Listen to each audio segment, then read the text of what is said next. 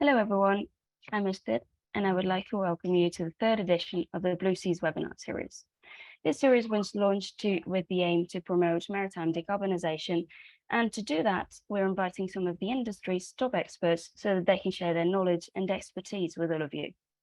For those of you who may not know, at Navozyme, we're developing cutting-edge technology solutions for key maritime certification processes related to port clearance, bunkering operations, and seafarers training certifications to transform the maritime industry, enhance lives, and to promote maritime decarbonisation. Coming back to the webinar, we're glad to welcome today Dr. Sanjay Kuttan, the CTO of the Global Centre for Maritime Decarbonisation, situated in Singapore, and he'll be having a conversation with Anjaney Borwankar, Navozyme's co-founder and chief executive. So now I'll pass it over to you, Anjan.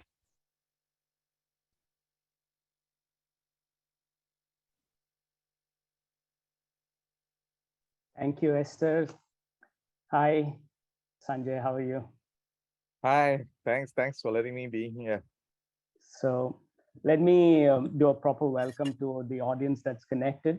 So we've got actually an audience today of people connected from literally all over the globe, right from Australia to Canada, US, Europe, and of course Asia and home Singapore. So welcome to everyone. And just a little bit on the format. So I'll be having a conversation with Dr. Sanjay Kuttan. I'll introduce him briefly, very shortly. But before that, I want to encourage the audience to also send in their questions. So you should have access to the chat, and via the chat you can send in your questions. I'll have the privilege, of course, as the moderator, to choose some of them. And the topic is maritime decarbonization. So restrict your questions in that direction. Now, Dr. Sanjay Kuttan is a man of many talents. So that's why I want the audience to restrict the questions to maritime decarbonization and not stuff like poetry and the other books that he's written, and many of us have those interests as well. Okay, coming back to today's webinar. So Navozyme has been running this series, we call it the Blue Series webinar, with the aim of really raising awareness about decarbonization. Now, we live in a VUCA world that everyone is familiar with: volatile, uncertain, complex, ambiguous. We've heard that before many times, but actually now many proponents are actually adding two Ds to that, often referred to, Sanjay, as the big elephants, right?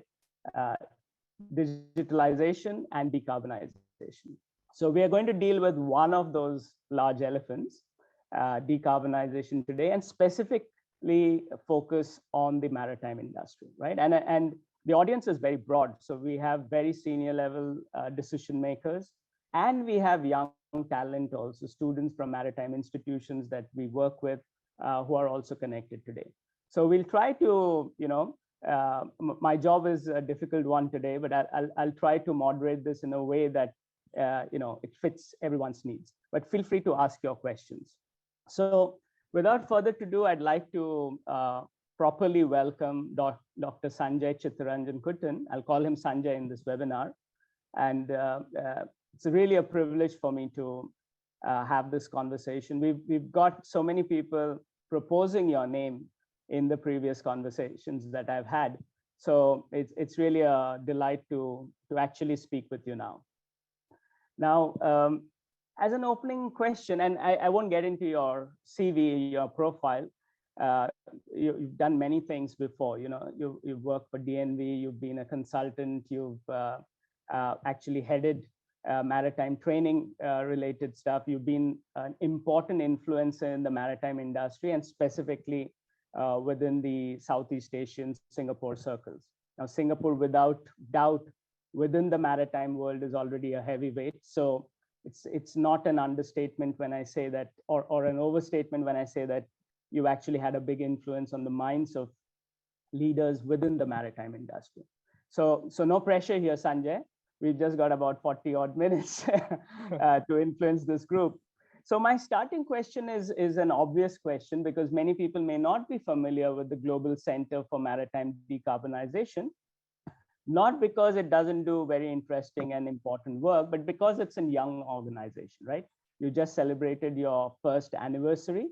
So my opening question is really, why did you all create GCMD?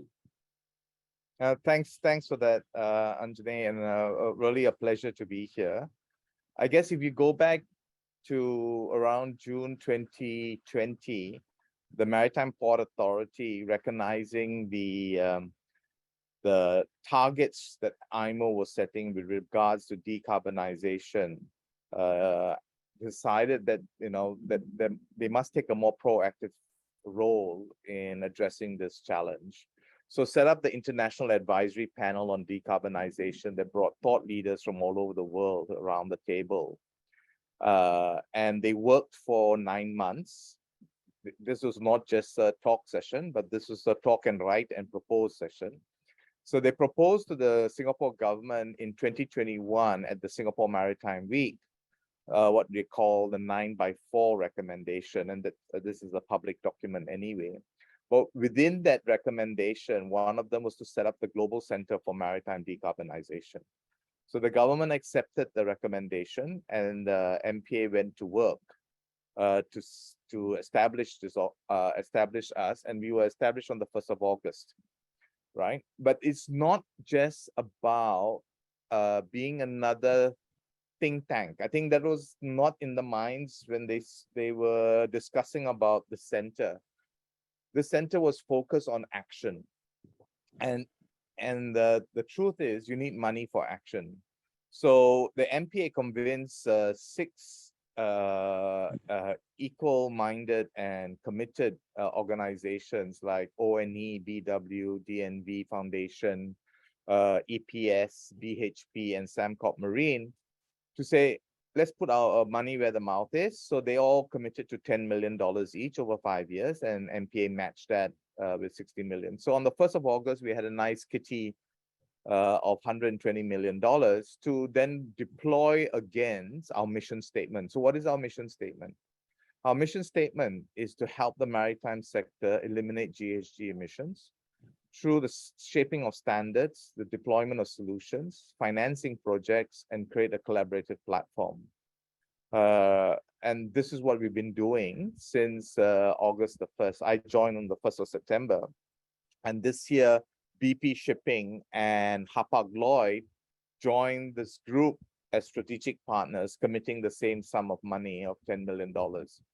So we've been focused on pilots and demonstration, essentially to lower the barriers that prevent the adoption of green solutions in the maritime sector. But we did have to create a bit of focus. So we focus on international shipping and salt sea shipping. We do not focus on harbor crafts, and we do not focus on ports, where we leave it to the national policies and agencies to address that. So we are a global center, and our remit is global, but we're located in Singapore, and we are registered as a non-profit organization. Fantastic. So that's a very good overview given, and also the reason it was created in the first place, right? So thanks for explaining that. Now you mentioned that this GCMD has been created to take action, and of course 1 year old, but I believe this is not a baby. You're already running and sprinting, right? So you mentioned a few, I've read about this, and in our preparatory call, you mentioned about some initiatives that are already ongoing. Would you like to elaborate a bit more on that? Sure, happy to. So when we don't try and recreate information. So we reviewed a lot of work that's been done already by various organizations, from IHLs to class societies. And we looked at the different things that one could do to help decarbonize the maritime sector. And they essentially fall into 3 groups, right? You have the market-based measures, you have your technical and operational measures, and you have alternative fuels, right? And if you really want to pursue a zero carbon shipping, fuels is the big ticket item. And I'll get into the relative importance of the technological interventions and the fuels. So when we started looking at the different fuels, right from the start, we said, okay, the most prominent zero carbon fuel is ammonia, right? I mean, it is NH3, so there's no carbon at all in it, right? From a life cycle analysis, obviously there is a carbon footprint, but it has to be addressed at the life cycle, in the production in itself. But if the maritime sector was going to burn green ammonia at some point in the future, then what are the barriers for that green ammonia to enter the maritime sector? One of the key barriers was its toxicity. Whilst ammonia is handled as a commodity, if you look at all the operational guidelines and safety guidelines to handle ammonia as a fuel and to bunker it as a fuel, there is no guidelines at all. So we said, okay, then we need a safety study to actually close this gap, because our plan is, and we already started planning in the phase 2, we want to actually demonstrate that ammonia can be bunkered safely. So that is what we've been, we started off. So I think we launched that in October. The study was awarded in January, February this year, and will be completed by the first quarter of next year and be shared with the community. So that was the first project which we took off with. The second project, which was announced at the end of last month, was the drop-in fuels assurance framework. The hypothesis behind that project ideation and curation is this. It's not that we don't believe biofuels cannot be used. There's been so many trials in the maritime sector at different percentages of biofuels, right? And I think it's everyone knows that it can be used. Engine makers are now giving blanket approvals of up to anything 30%. There was recommendation from IX to IMO, that up to 30%, there's no issues on the NOx requirement, right? But the problem is this: if you look at the supply chain from the gate where it's produced to the ship that is using it, that supply chain is leaky in terms of integrity. And that's well-known fact in the current bunkering value chain, right? So we asked ourselves, how do we then create a framework that assures that the green premium being paid by green fuels in the future, be it biofuels or green ammonia or green methanol or bio LNG, that premium is not diluted off by nefarious kind of activities. It's quite obvious that green ammonia in gray ammonia, green methanol in gray methanol, and green LNG in gray LNG, you can't tell the difference. They're chemically the same. So we need to develop an assurance framework that this premium is not eroded from. And that's the basis of the drop-in fuels. It's similar for FAME as well. There's ISC and RBS certified FAME, and there's FAME, right? So we need to be able to track the difference because they do come at different price points. And any delta pricing is very tempting for those who want to kind of corrupt the system. So that's what we're trying to do. And we got 12 shipping companies that agreed to join us on this journey to develop this framework. So they will, over the next 12 to 18 months, will be using 3 types of biofuels: hydrotreated viscous vegetable oils, HVO, FAME, and next year we hope to be one of the first to demonstrate the use of crude algae oil in these vessels. Wow, fantastic. So again, you've given us a flavor of the 2 initiatives that you're already running with, and clearly these are bold initiatives. These are initiatives which are difficult to do for any private organization or even a single entity on its own, right? You brought together lots of ecosystem partners, and I think that also creates a real uniqueness for the GCMD. Singapore, of course, makes a perfect location for that, given that all the ecosystem players and decision makers are present there. Now, I'm just debating whether I go deeper into this. Perhaps I do that, and then I come, because it's just quite interesting. So one thing here is, let's take the ammonia example, ammonia bunkering, right? Now, obviously, this is not common at the moment. So I don't see ammonia ships all over the place, And like you mentioned, there are no standards even there.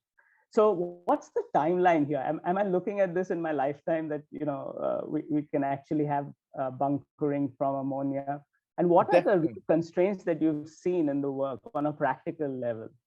No, definitely happening in our lifetime. Reason being is the engine makers are already going through the process of establishing engines that can burn ammonia. MAN is on track, Wärtsilä is on track. In fact, the news today, Wärtsilä just got a firm order to actually install their ammonia burning engine. So definitely by 2026, if the vessel is built and hits the water, it'll be wondering where to get the ammonia. Green or gray doesn't matter at the moment where to get the ammonia. And and it's a bit of a accounting circus that's going on, right? Today the IMO recognizes only tank to wake. So if you're tank to wake carbon footprint and you burn ammonia, you're zero. But everyone knows that's not the way to look at decarbonization. You have to take a life cycle analysis, and the MEPC 8081 will have some resolution and have to make some decisions on the accounting and accountability of the using of so-called zero carbon fuels from a life cycle perspective, right? So it is going to happen in our lifetime. The challenges still, and this is what we're going to address through the study. So the study doesn't just focus on the operating envelopes and safety guidelines, but it also will develop competency frameworks to train seafarers on how to manage the molecule well, and in the process of doing bunkering. Ammonia today, Singapore receives about 2 deliveries of ammonia every month. We have ammonia storage tank because it is used in the industrial sector, and the commodity movement of the molecule is well established. So there's no issues there. The issue is really the bunkering side, right? So a lot of pieces need to come together. And I think it is always the difficult step is always the first one, where you need to build everyone's confidence. And I think what we want to drive the confidence building is through a fact-based engineering sound analysis, and how do you actually execute this safely. And this is what the study, that's why we got professional engineers. So this is not an academic study, but getting professionals involved in actually putting their signature against those recommendations as professional liabilities, right? So I think it will definitely happen within our lifetime. Great, good to know that. Just the last question on this. So, and let's take a positive note here. So assuming this change happens, right, you get green ammonia as the principal fuel, what are we talking about? Does this move the needle on the decarbonization? Does it bring it down substantially? Yeah, so the true impact of any new technology is about scale, right? And adoption, scale of adoption, right? So if you sell one engine and only one ship uses it, ain't gonna have any impact, right? But if we can demonstrate that the fuel can be deployed safely, because that is one of the major concerns and worry of everybody, is this safe and can we do it safely?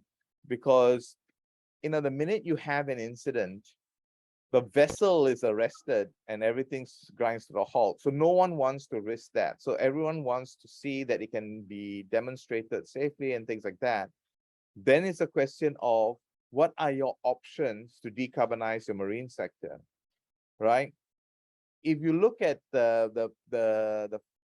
what needs to happen even in the making of green ammonia, and it's the availability of green hydrogen. Okay. Now, green hydrogen is made from green electrons.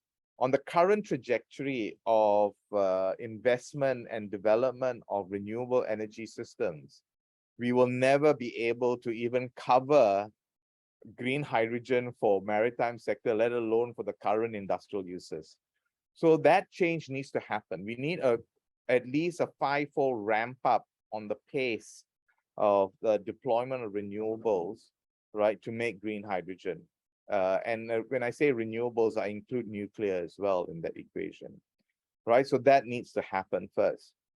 3 molecules of green hydrogen makes 2 molecules of ammonia, but only makes 1 molecule of methanol. And the challenge with methanol is not only it has to jump the hydrogen hurdle, it also has to have biogenic CO2. Now, to co-locate biogenic CO2 and green hydrogen is a task and a half. Though it will happen, it started in Sweden, right? But then the question is to what scale can you get this? And that's why the future scenario is going to be a multi-fuel scenario. So you're going to have biofuels satisfy some level of demand in some parts of the world. You're going to have green ammonia satisfy some development in some parts of the world.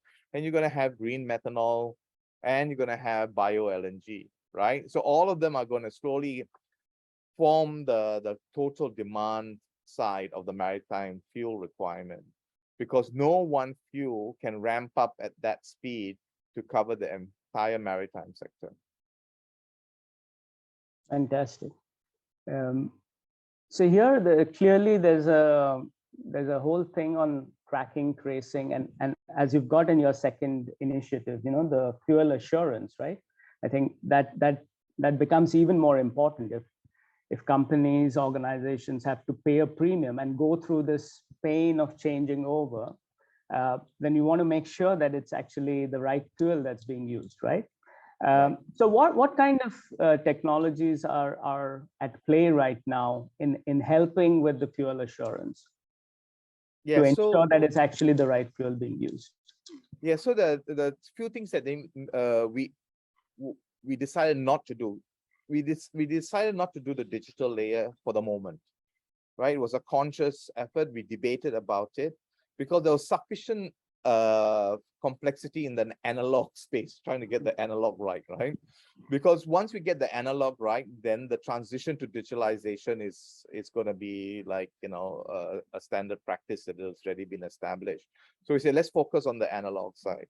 Now it's the traceability. So one of our partners in this project is Bunker Trace, where we use DNA, specified DNA, to actually track the molecule as it moves across the supply chain. Now, the pandemic has actually accelerated this use because now PCR kits are a dime a dozen and can be done from home, right? And you do your ARTs and things like that. That ramp up has actually facilitated this whole use of DNA as a tracer molecule.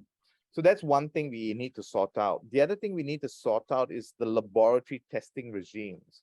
There is insufficiency in your current ISO 8127 and the EN 14124 standards, right? So we need to kind of take a step back and ask ourselves, what is that right slate of testing regime that needs to be done to verify the fuel quality, right? And that's why we have 3 labs, Vishwa Labs, VPS, and Sable, work with us to identify how do we address this and look at stabilities and look at what is the right regime.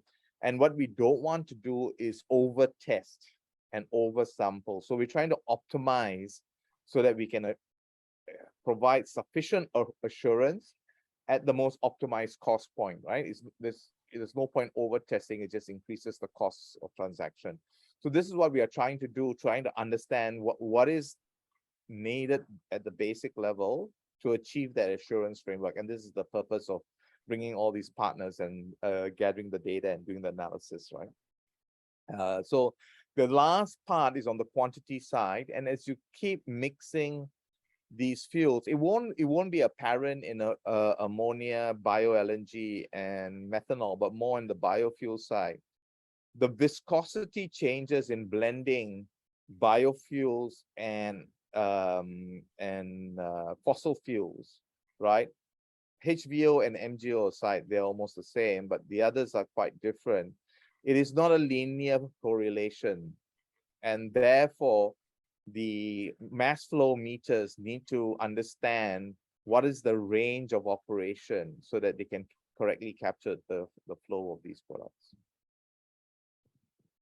Thanks for telling me about this. So nice technologies, and I'm familiar with Bunker Trace as well, and they're doing some interesting work here. DNA tracing. There are some other alternatives here. Now, coming to let me take this, this segue into maybe, what are the key technologies globally that you see, which would move the needle here, would be very interesting for us to know. As the Global Center for Maritime Decarbonization, and particularly you having a vast experience, even in your previous roles, what do you see around the globe as key initiatives? And are there other centers like yours that you're aware of? Okay, so I don't think there is other center exactly the way we are functioning. So we know our Merce McKinney Center and GMF platform and ourselves, we realized that we approach the problems from two different directions. Whilst they take a top-down approach, looking at the broad stroke strategies and doing the analysis and everything, we take a bottoms-up approach in actuating and piloting the gap closure, right? So I don't know, maybe EU funding because they fund those projects, but it's a very different system where people give proposals to them and then they fund it. Whereas for us, we have our own funds, so we come up with the proposals and then we fund our own proposals. So it's a very unique and a nice place to be to accelerate the timelines in terms of ideation. So I don't think there is another organization that I'm aware of, because we did do a scan to do a comparative and we couldn't find anyone that that's exactly like us. I missed the first part of your question, and it was yeah, the first part is so thanks for, I think the uniqueness of GCMD comes through, and in Europe, I'm actually right now in Europe, in Spain, and about to actually go for a meeting related to a project that we've been funded from the European Union on innovation and decarbonization. So you're absolutely right. There are lots of funds available for private and public institutions, but it's not in the same category as yours, because you've actually brought together an ecosystem already, and then you have the funds as well. So it just makes things much easier, right? My first part was really related to technologies in general. So if we just step back a little, we got deep down into different types of fuels, etc. Yeah. But I'm really interested here, and at the end we're doing lots of things. We've got small ladders climbing up, but which is the ladder that we should all be actually looking at? And what's for the benefit of also the younger audience that may not be familiar with all the things that are going on, can you, I've seen you do this before, so maybe can you paint a little bit of a picture of the maritime decarbonization landscape from a technology angle? So which technologies are going to actually make a difference? Okay, so let me try this framework and then fill that a bit of meat on that framework, right?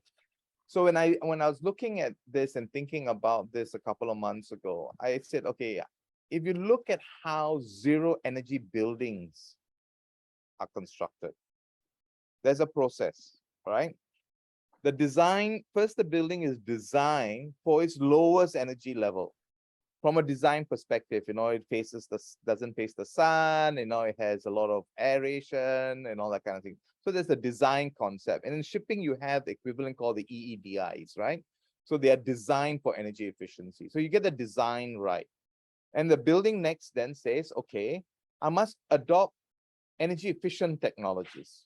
That means I want to reduce the requirements for electricity or whatever it is to run my building. And this is similar in the maritime industry, because you have your air lubrication, you have your wind sails, you have your anti-fouling, you have the bulbous design, you have engine derating, what I mean? You have all these different things, that's coming along. And the whole purpose is actually to reduce the energy required. And on today's fuel, when you reduce that energy required, you are decarbonizing. But the range is 4 to 9%, 4 to 10%. Wind can give you more if you're sailing wind routes. If you're not sailing wind routes, there's no point putting a wind sail, right? But then you have that technology part, and it's the same for buildings, right? They put all the efficiency, but light bulbs and blah, blah, blah, right? Then you look at operations. So how do I operate these technologies? There's no point having an energy efficient technology, but my operational paradigm doesn't support the use of such efficiency, right? And this is similar in the shipping. In shipping, your operational measures like slow steaming, increasing the rate of scraping your hull so that the barnacles doesn't create drags, and these are all operational measures that come into place. Now at the end of the building, when you reach that third step, then you can say, okay, how much solar do I need? You don't design solar right at the start. You design solar requirements and any other green electron requirement based on the most efficient possible structure, right? To bring yourself as close to zero energy building or ultra low energy. Similarly with the ship, now that you've created all these efficiencies from all these technology movements, these operational efforts and everything, then you can see what kind of fuels to use or reduce the amount of fuels. And this is where the conundrum is, because you can reduce your current fossil fuel, but you cannot get to zero. But all the alternative fuels that are being proposed has a lower volumetric energy density than the fossil fuel. So you're not going to get like for like in terms of energy content. So, you'll need twice the amount for ammonia, you need 4 times the amount for hydrogen, right? So you need to make sure your vessel is already most energy efficient so that you can minimize the use of the alternative fuels to travel the same distance, right? So that's why it's a combination of all these things coming together to really help us manage this decarbonization journey, because we know the availability of green fuels is going to be slow unless that's accelerated with more investments. Fantastic. That was a great overview. And again, the takeaway for me here is, looks like there's no one size fits all. It depends on what your purpose is. And there's always a compromise, like you mentioned. No? Maybe you get a very green fuel, but then the storage space is so big that your freight goes down, right? So it's very interesting. This is why I think work on many fronts needs to continue for a while, right? We've got some questions coming in, which I will take a little bit later. So, because they're more related to ammonia, which we discussed earlier. So I'll bring that right at the end when we wind up. Sure. So please keep sending your questions, okay? The audience that is connected right now. I'm going to actually, again, take a step back, because here at the end, we are human beings, right? And we have our own lifestyles, we have commercial interests. So all this sounds very good, but how does the financing work for this? Who pays the bill for all these things? And does it make sense to decarbonize? What's your personal opinion also on this? Yeah, no, it's a great question. And I think it's a question that no one has actually had the courage to answer in relation to what we actually do, right? Return on investment has caused this climate change crisis because we were focusing on making money at all costs, right? And we didn't consider the environment. So this reason for transition, it's not one of choice, it's an imperative, right? Because of the existential threat climate change poses on civilization, not only to humans, but everything else on Earth. My guess is the rest will survive, and we are the weakest link organism. We be the first to go. The cockroaches to be around for a long time to come, right? So the why is very important. That we need to do this because of the environment. It is the financial justification has to only come after what you call the return on the environment, right? We need to make sure that every technology or solution or our current activities has to have a lower carbon footprint than we did in the previous day or the previous year, right? Because if we believe IPCC and we believe the tipping point is happening, then not only do we need to reduce, we need to reduce very quickly within a certain time frame. Now, we don't believe in the IPCC and we don't believe in climate change, then it doesn't really matter. Then Those who want to carry on burning will carry on burning and doing, and if they want to make money from it, they'll carry on doing that. But for the rest of us who are convinced that there is a climate change existential threat, then it is not about investment, it is about the return on the environment. If we can then make money by coming up with solutions that address the climate change crisis, then good. But that shouldn't be the driver. The driver is, what do we need to do first to reduce the fuel? So fuel consumption or fossil fuel consumption and the likes. So then the question becomes, who pays? And this is really about our attitude and our lifestyle. Our attitudes and lifestyle has caused this problem.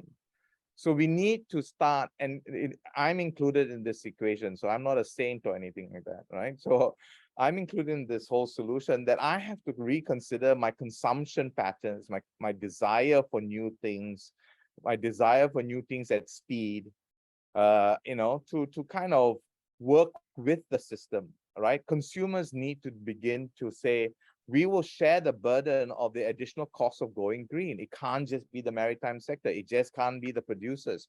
The consumers also have an equal responsibility, right, in sharing that pain. And the cost of not doing anything is far more serious than the additional cost and the loss in profit from an organization. So, so this is the way I would think about it. And not use the old business financial models, right, to drive this change, but we need to have a paradigm shift in the way we think about addressing climate change, only if we believe in it. So if you're talking to someone who doesn't believe in it, this one makes no sense, and they'll call us crazies. But if you believe in it, then we need to do something different. Well said, Sanjay, well said. Here, those who are still doubting climate change, a short story. I went on a farm. I was importing mangoes at one time. I love them. So I went to a farm in the rural part of India. And just we were having a conversation. And then I told them about climate change and how it affects and all that. And they were like, what are you talking about? We've not heard this word. But what I see, they were seeing it directly, that the patterns had changed, their crops were, different kinds of disasters happening more frequently. So for them, it was a reality. It was not you didn't need scientists to prove it to them. They saw that happening on a daily basis. The thing here is, I think we've disconnected ourselves a little bit with nature in its true sense. And then, we're trying to do fixes. So very well said. It's not about return of investment. It's really about return of environment. And more than that, it's an imperative, right? This is not an option. Having said that, of course, we all have to live. And I like to take the view that there are tremendous opportunities here. And this is why raising awareness on this topic is important. And entrepreneurs like me and others, I think, would also benefit, because lots of things need to be created in this new paradigm. So sure. Very well said. I'm going to take some questions as they've come in. So this is a question actually, and I have to take this because it's from my board member, Captain Jitesh Jaipuriar. And here his question, I won't read the entire thing, but what he's saying is ammonia, does it also emit, NO2, etc. So, basically gases which are greenhouse gases as well. And then would it be a challenge to actually use ammonia in cold climate areas? What are your thoughts on that? Yeah, so there's no perfect solution. And yes, ammonia does release the dinitrogen oxide, which strangely enough is laughing gas. And that has a GWP, or global warming potential, which is also significant and needs to be addressed. And that's what the engine makers are trying to do. Because there will be a requirement to qualify even, to be a sustainable system in place. So that is being addressed by engine makers and the likes, right? So yeah, it's true. And there's no, even LNG has methane slip, right? So there's actually no perfect fuel. Maybe biofuels could be our really saving grace if we can harvest them in the right way, and the emergence of crude algae oil, which is has a negative footprint because it's sucking up all the CO2. It could be a big potential because it has a very high yield per square hectare compared to any other biofuel in the market today, right? And you'll see this emerging very quickly soon. So that's definitely the ammonia has challenges in terms of cold temperature. So the energy required to bring down ammonia to liquid state, to minus 33 may benefit from the coal, but I think once it enters the engine and the gasification for combustion, I don't think it makes that much of a difference. But we are learning all the time, but the engine makers will be prepared for that to make sure the gasification happens. But I think in the cold temperature, if it's too cold, so it's below minus 33, then the appropriate types of systems need to be in place. I mean, it's the same for fuel oil as well. Fuel oil doesn't like cold temperature, so there will be some level of heating that is required to keep the fluid state. But that's all will be part of engineering, and that will also be part of the carbon footprint. So you just can't look at the solution in its system level, but you need to take the entire solution across the system to make sure that you are, at the end of the day, carbon neutral or negative compared to the original previous fuel. Got it. Here, there's another question related to ammonia. It's an obvious question actually from Terence Tan, who's basically asking, does GCMD have any plans or a roadmap for creating a registry of green ammonia projects and suppliers? Short answer, no. We don't have a plan to create a registry. Long answer is we have been speaking to a number of potential green ammonia producers. And my guess is once it becomes a maritime fuel, your current traders and the S&Ps and the Keplers of the world would be keeping track on the movement of these molecules in terms of its bulk deliveries, and you will eventually have that registry building up through these established organization that tracks all the movement of marine fuels.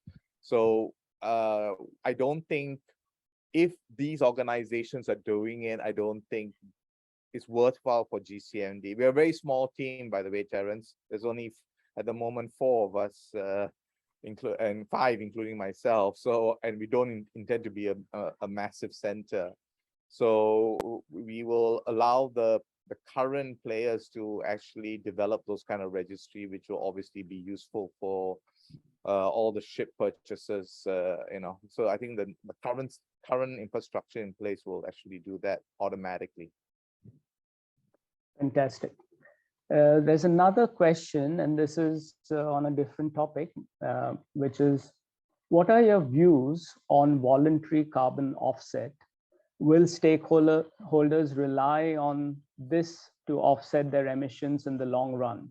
So voluntary carbon offset, what do you think about that? It's anonymous. We don't know who sent this, but it's interesting. Yeah, but it's a good question, and it's there are many camps on this, and the 2 major camps are yes and no. Around there is an issue around offsetting because it doesn't really bring down the maritime's carbon footprint. So if you have enough money, I'll keep on burning HSFO, and I'll just throw money at another project which is offsetting it. It's great for that project, but from the maritime sector, we delay moving forward with new technologies. And the new technologies require scale of adoption to become more and more economically feasible through economies of scale. So there is that one level of consideration for the no's, right? They said, no, I want to do real reduction. But there's also another school of thought. I said in the interim, if this is recognized for me to be compliant to whatever carbon footprint requirements, then I will buy those voluntary credits, right? So the challenge about generating, and I know this is not part of the question, but the challenge of generating carbon credits from shipping efforts is also quite complex to address additionality and permanence. And these things, especially with the CII and EEXI, how do you then say you're going above the requirements? And so we've been thinking about it in terms of how do you then articulate the program in a way that addresses the needs for additionality and permanence. You can't be swapping in and out of green fuels just because the price is not right. Yeah, again, well said. So this is another layer, but it's it's the fundamentals that first need to be in order, right? And then you can do all these tradings, etc. Yeah. Though we have the ETS coming out very soon, and in other industries it's there, but you're absolutely right. This is not necessarily the first layer of the solution, right? Okay, so here we're coming to the end. We've got about just under 10 minutes to go. And I want to also talk a little bit about digital technologies, just because, Navozyme is very involved in that. And we know we are making a very tiny contribution here, with stuff like optimizing arrival time so that, wasted fuel burn maneuvers, those are reduced. We're doing some other things, using blockchain, for example, tracking and tracing information, eliminating the need for paper or transportation of physical documents, right? And more than that, of course, there's productivity gains and convenience, not just decarbonization. But what are your thoughts on digital technologies? And related to that is also, how are the measuring systems today in place? Because what digital technologies really do well is to reduce this ambiguity of the data itself, right? So what are your thoughts on that, Sanjay? Yeah, so no, if you take my analogy from the building, right, from design, technology, operational, and energy vectors, right, the digitalization really allows us to operate, like you said, in a very optimal level, because the data helps us make decisions. Without the data, then it's gut feel of a captain on board a ship, or some commercial guy says, no, you gotta go faster, and things like that, right? So the data does help, and the data does digitalization in many forms, whether it's process efficiency or operational efficiency, rerouting, storm avoidance, tracking the engine performance so that it's optimum, measuring the increasing drag due to fouling barnacles, and if you can pick that up. So all these things are important because it allows the vessel to decide, if I'm going to try and be as green as possible, and assuming that the consumer or the customers want to ensure that their products are being moved on a green ship, then you'll need digital technology to help monitor and verify this. You will need digital technology to help you measure accurately, even for taxation reasons, even for carbon credit reasons, if we ever get there. But definitely from a taxation perspective, right? You got to prove that you burned X number of fuels and all that kind of stuff, right? So that whole digital space is important, but digitalization itself has a limited impact on the true needle shifting decarbonization, right? Which is going to happen through fuels, the fuel change. Thanks, Sanjay. So here, coming to the close, I thought we should also, take your opinion, advice on what the future generation and the young generation, which is joining the maritime industry or is already a part of that, we paint a very bleak future, and really we haven't done a great job as humanity today in taking care of our planet. And this is not about saving the earth, it's really about saving ourselves, right? I think Exactly. that's the key message that's coming out. But for the younger generation, where do you think they could contribute to maritime decarbonization? What are your suggestions, words of advice for them? Yeah, I think the power of the younger generation should not be underestimated. There is a global shortage of talent for any sector in the economy, let alone the maritime ecosystem. If an organization doesn't believe in climate change, and you don't believe in climate change, then you have a marriage. But if the organization doesn't believe in climate change and you do, then there's no chance for marriage. So the power of talent is you can now drive the flow of talent into the right sectors that are fighting climate change, addressing decarbonization. So you should choose organizations that resonate with that future that you want to see yourself, right? And if you're talented, especially if you're talented, then pick and choose the right organization. And organizations will then need to then readjust their own internal policies, right? And then be more active in the decarbonization space so that they can attract the talent that they want for that decarbonization journey, right? So I think that it is not bleak, but it is a different level of empowerment compared to when I was a young employee, where we were just happy to get a job, you know what I mean? And we took anything, all right?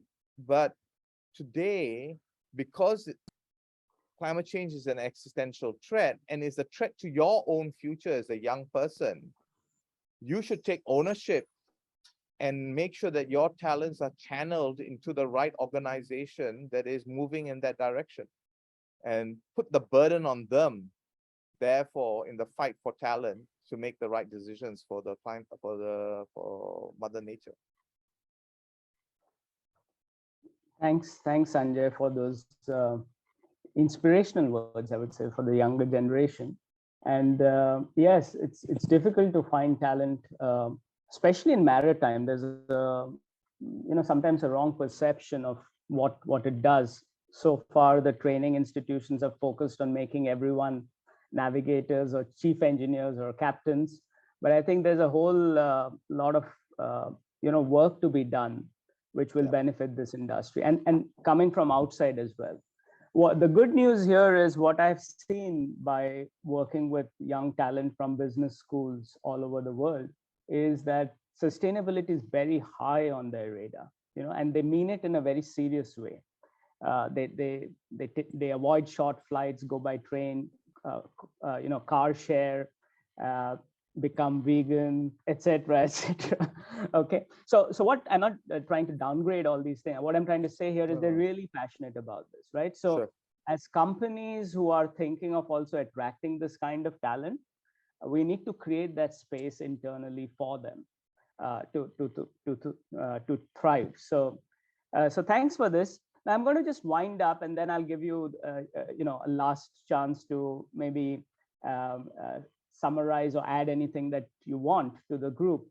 So what I take away from this webinar, and thanks really, Sanjay, for your time, your insights, and really sharing in a candid way your opinions also about the change that's needed. What I see, number one, is that there's no one size fits all. There are a lot of solutions out there. And for decarbonization, we are really looking at so many different fuel types, which are going to make the dent. So the propulsion systems are actually key here before the parts, in terms of actual big impact that we are talking about. And then you have the digital layer, which can bring in certain efficiencies, etc. But that's not the core to decarbonization. It's still the hardware, so to say, right? There's no one size fits all. So we want to experiment. We need organizations like yours to actually, and it's unique. It's the only one in the world which has the resources as well as the ecosystem partners and the impetus to actually make this happen. So congratulations on establishing that. And then finally, I take this away, and it's important for this group also as thought leaders. This is not just about the ROI. The ROI is important and will come, but if you do not exist, I think the ROI kind of doesn't make sense, right? It's like you don't, breathe oxygen as your purpose in life. That's not what it is. You need oxygen to survive, but if you say that's all I'm going to do, then I think we are missing the point, right? So well said. I hope I've summarized a little bit your key thoughts. Any final words before we close? Yeah, I guess for all those listening in, I think we all need to work together and have the courage to break away from the paradigms that got us into this mess and establish new paradigms, whether it's a business or whatever it is. But we need to find new ways of doing things going forward. Thank you. Thank you, Sanjay. Again, privilege and a pleasure to have this conversation. For the audience, we are recording this as well, and we'll share the link with those who have registered who were not able to join. And once again, thank you so much to Dr. Sanjay Kuttan. I love your name. and also the Global Center for Maritime Decarbonization for supporting this webinar. So thank you. And I'm going to now pass it back to Esther to talk about the next webinar that we have. So back to you, Esther, and thank you, everyone. Hi, Anjan. Thanks. Well, thank you very much, everyone, for joining us today. We hope you enjoy the session. And as Anjan said, you'll be soon receiving the link of the recording via email. You can follow us on our LinkedIn page so that you don't miss any of our updates. And we hope to see you again on our next webinar, which will be on the 26th of October with Dr. Giulio Toscani. Thank you.